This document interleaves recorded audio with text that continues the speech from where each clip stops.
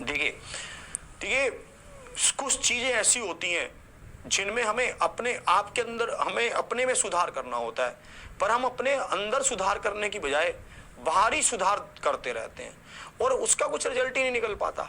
जैसे उसके ऊपर हम अगर बात करें, जैसे मैं कहता हूं कि मैं पढ़ूंगा पढ़ूंगा या फिर मैं क्लासेस भी ले ली, सब कोर्सेज भी ज्वाइन कर लिए, पर मैं पढ़ रहा नहीं हूं, क्या उससे सब चीजें सोल्व हो जाएंगी? नहीं हो पाएंगी।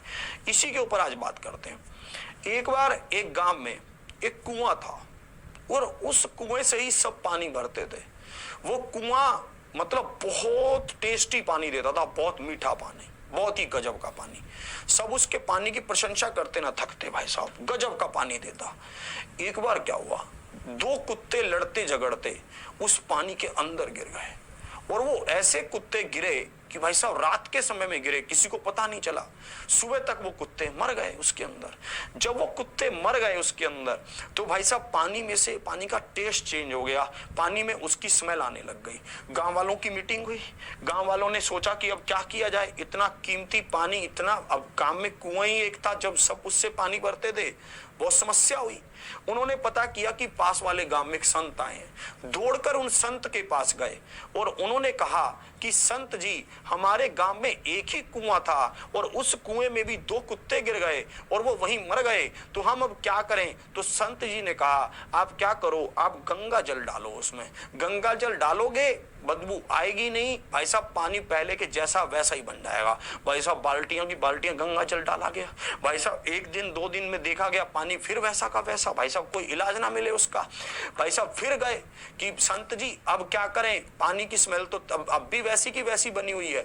संत जी ने कहा आप एक काम करो, वहां पूजा करवा दो। भाई साहब धमाकेदार अगर पूजा हो जाए तो मजा आ जाए। तो भाई साहब वहां पर पूजा भी करवा दी गई, सब कुछ करवा दिया गया। पता चला पानी अब फिर से वैसा का वैसा, पानी का तो भाई साहब टेस्ट चेंज हो ही नहीं रहा।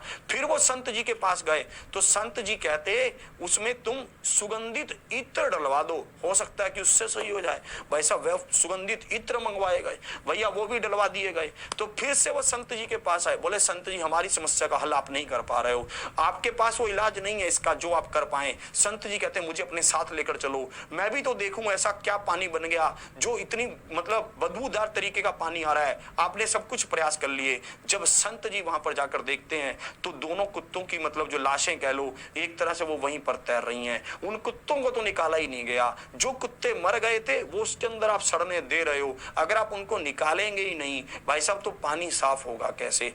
यही बात मैं आपको समझाना चाहता हूं। अगर हम अपने अंदर से चेंज नहीं लेकर आएंगे, हम अगर अपनी भावनाओं को चेंज नहीं करेंगे, अगर हम अपने आंतरिक रूप से पढ़ना स्टार्ट नहीं करेंगे तो बाहरी झंझट तामझाम करने से ये पानी साफ होगा ही नहीं। चाहे आप कुछ भी कर लीजिए भाई साहब, चाहे आप कितना भी पढ़ लीजिए, चाहे वो पढ़ना तो है ही नहीं, वो प्रयास है पढ़ने का, उससे कुछ रिजल्ट आएंगे ही नहीं। फिर आप कहोगे कि हमारा ये टीचर अच्छा नहीं था, हमारा वो टीचर अच्छा नहीं था, जबकि जब हमने जोर लगाना था, पढ़ना था, हम पढ़े खुद नहीं।